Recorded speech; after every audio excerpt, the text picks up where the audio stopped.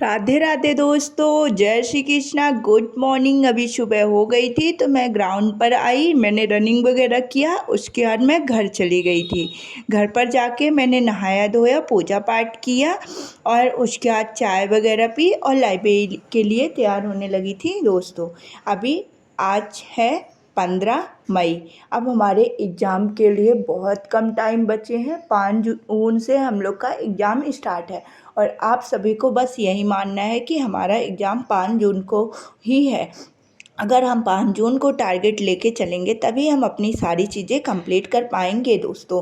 तो चलिए, अभी मैं तैयार हो गई हूँ, अब मैं लाइब्रेरी जा रही हूँ। फिर आप लोगों से लाइब्रेरी में जाके सारी बातें शेयर करती हूँ। आज मैंने क्या क्या पढ़ाई की और क्या क्या रिवीजन किया, सारी चीज़ें। और आप लोग भी अगर मेरे साथ स्टडी में जुड़ना चाहते हैं तो प्लीज़ आप मेरी वीडियोस को फॉलो कीजिए और जैसा जैसा मैं बताती जाती हूँ आप उन सभी टिप्स को फॉलो कीजिए। और जो जो चैप्टर मैं कंप्लीट करती जाती हूँ आप लोग भी अपने वो चैप्टर कंप्लीट करने की कोशिश करिए, तो धीरे धीरे सारी चीज़ें कवर हो जाएंगी। तो अभी मैं लाइब्रेरी पहुंच गई थी दोस्तों। इतनी गर्मी थी ना, सुबह सुबह जब जाओ ना तो सारी चीज़ें गेट वगैरह बंद रहते हैं तो एकदम उमस रहती है। मेरे पसीना देख रहे हैं ना कितना ज़्यादा चल रहा है। तो अभी फिर मैंने फ़ैन वगैरह ऑन किया, उसके बाद अपनी पढ़ाई स्टार्ट कर। मैं सुबह सुबह जाती हूँ तो सबसे पहले जीके जीएस का रिवीजन से स्टार्ट करती हूँ, क्योंकि सुबह माइंड बिल्कुल हमारा फ्रेश रहता है और हमारी जो याद करने वाली चीज़ें रहती हैं, तो जब माइंड फ्रेश रहता है तो वो ज़्यादा अच्छे से हमारे माइंड में सेट होती हैं। तो अभी सबसे पहले मैंने स्टैटिक जीके वाला पोर्शन स्टार्ट किया था। स्टैटिक जीके वाले पोर्शन में मैंने 4 टॉपिक्स कंप्लीट कर लिया है। शास्त्रीय नृत्य, शास्त्रीय भाषा और प्राचीन धरोहर यूनेस्को की, और देश की राजधानी और उनके मुद्राएं। ये चैप्टर मैं आप लोगों को बार बार इसलिए बताती हूँ क्योंकि आप लोग भी ये चैप्टर 4 कंप्लीट कर लीजिए और अगला चैप्टर जो भी मैं स्टार्ट कर रही हूँ वो चैप्टर से आप लोग भी मुझे ज्वाइन करिए। तो आज मैंने राष्ट्रीय उद्यान को कंप्लीट किया और सेकंड मैंने मंदिरों को कंप्लीट किया।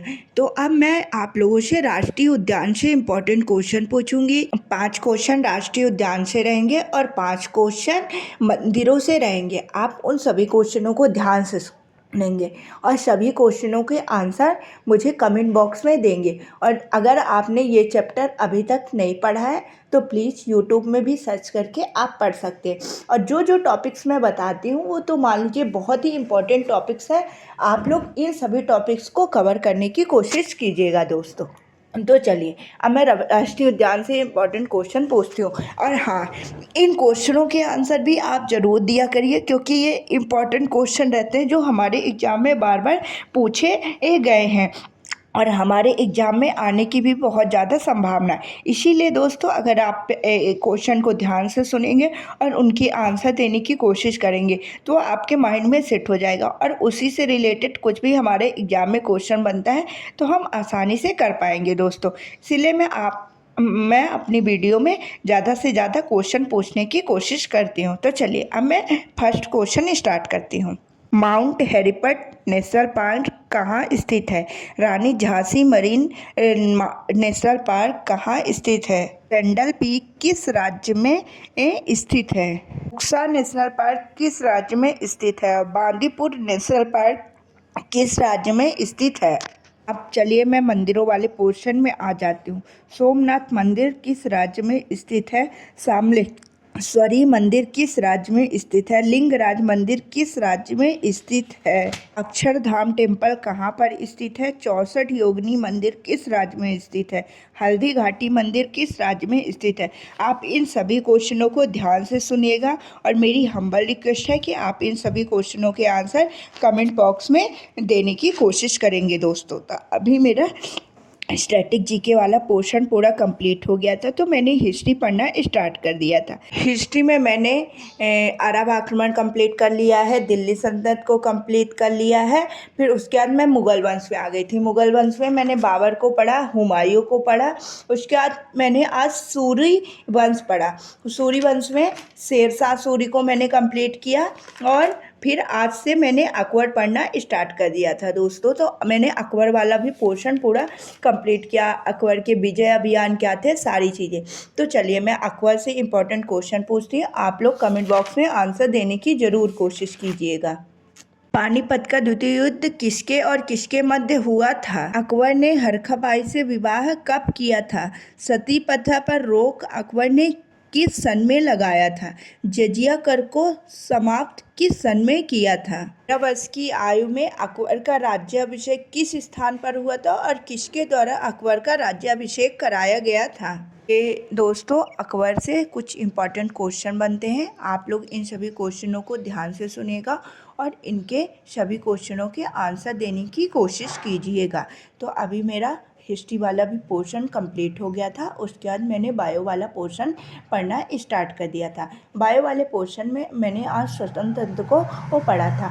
आप लोग को बायो में सारी चीज़ों को एक एक बारीक से पूरी कंप्लीट करनी है, क्योंकि एनटीपीसी में साइंस का बहुत बड़ा रोल है दोस्तों। इसीलिए मैं सोच रही हूँ जल्दी से जल्दी बायो को कंप्लीट कर लूँ और उसके बाद फिर फिजिक्स केमिस्ट्री को भी कंप्लीट करूँ। फिर मैंने मैथ्स पढ़ना स्टार्ट कर दिया था। इस टाइम पे मैथ्स में मैं क्या करती हूँ, सबसे पहले सेक्शनल मॉक टेस्ट देती हूँ और उसके बाद उसमें जो भी टॉपिक के क्वेश्चन नहीं बनते हैं वही टॉपिक्स मैं पढ़ना स्टार्ट कर देती हूँ। तो अभी तो मैंने आप लोग को उससे बताया था कि मुझसे समय दूरी वाले क्वेश्चन नहीं बन रहे थे, तो उसी को मैंने आज कंप्लीट करने की कोशिश की। कुछ पोर्शन बच गया है, उसको मैं कल कंप्लीट करूँगी। उसके बाद मैं करंट अफेयर की क्लासेस लेने लगी थी। आप लोग अगर करंट अफेयर की क्लासेस नहीं लेते हैं तो अभी भी समय है, अब आप लोग करंट अफेयर की क्लासेस डेली लेना स्टार्ट कर दीजिए। इन 20 दिनों में जो भी करंट की आप क्लासेस लेंगे ना, एक बात और, आप लोग करंट की क्लासेस उत्कर्ष क्लासेस से ही लीजिए। उसमें आपको फ़ायदा ये रहेगा कि अभी की आप क्लासेस से पिछला 3 महीने का करंट भी रिवीजन कर सकते हैं, क्योंकि सर ललन टॉप में लगाकर सारी चीज़ों को बहुत अच्छे से रिवीजन कराते हैं। इसीलिए मैं आप लोग को बार बार बोलती हूँ कि आप लोग करंट अफेयर की क्लासेस डेली लिया करिए, अगर आपको जीके जीएस में अपना अच्छा स्कोर करना है तो। उसके बाद मैं घर आ गई थी, तो घर पर आए मैंने खाना वगैरह खाया और सिर्फ 15 मिनट को रेस्ट लिया और फिर दोबारा से लाइब्रेरी चली गई। इस टाइम पे दोस्तों हमें सब अपना सोना त्यागना होगा, बस अपनी पढ़ाई में फोकस करना होगा, तभी हमारा सिलेक्शन हो पाएगा। तो चलिए अभी मैं लाइब्रेरी आ गई थी। लाइब्रेरी में आकर मैंने एडवांस मैथ्स पढ़ना स्टार्ट कर दिया था। एडवांस मैथ्स में मैंने अलजेब्रा वाला टॉपिक को पढ़ा। कल मेरा अलजेब्रा वाला टॉपिक कंप्लीट हो जाएगा और फिर मैं next chapter height and distance को स्टार्ट करूंगी दोस्तों। हाइट एंड डिस्टेंस के भी मेरे क्वेश्चन गलत हो रहे हैं, जबकि मैंने ये एक बार पढ़ चुका है, फिर भी मैं पढ़ूंगी। ये नहीं सोचना है अरे ये चैप्टर मैंने पढ़ लिया, अब मुझसे ये चैप्टर के क्वेश्चन गलत हो रहे हैं तो अब ये मैं पढ़ूंगी नहीं। जितने बार नहीं बनता है आपसे वो चैप्टर, उतने बार में पढ़ने की कोशिश करिए। एक बार पढ़ेंगे, 2 बार पढ़ेंगे, 3 बार, कभी ना कभी तो बनेगा ही दोस्तों। इसीलिए अभी हमारे पास टाइम है, उस टाइम को हमें अपने अच्छे से सदुपयोग करना है और सारी चीज़ों को कंप्लीट करना है दोस्तों। मेरे से कोई चैप्टर एक बार नहीं बनता है, 2 बार, जितने बार में बनता है ना मैं उतने बार पढ़ती हूँ, क्योंकि कोशिश करने वाले की हमेशा जीत होती है।